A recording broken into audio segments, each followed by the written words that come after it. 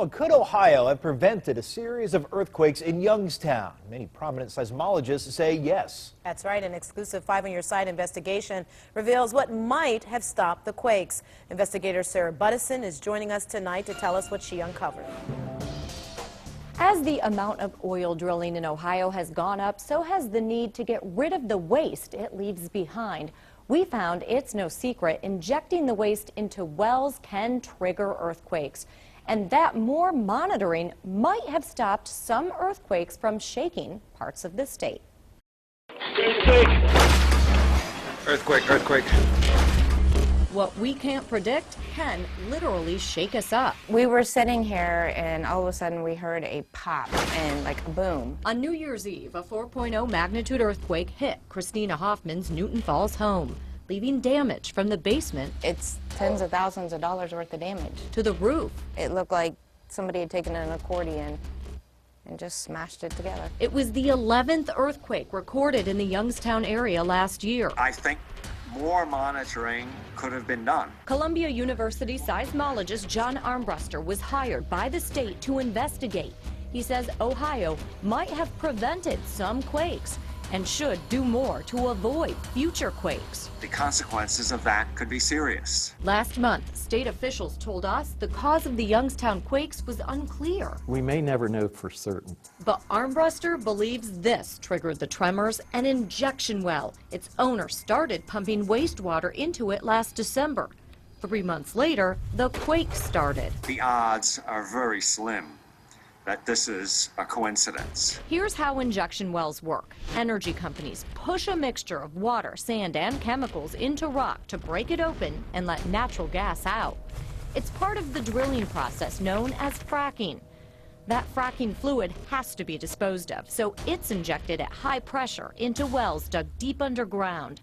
Armbruster says if an injection well is near a fault and the fracking fluid seeps into it, the fault can slip and trigger. Among scientists, it's been accepted since the 1960s that injection wells can cause earthquakes. We found plenty of proof in these government reports. The classic case, in the mid-1960s, an injection well triggered a series of earthquakes in Denver, Colorado.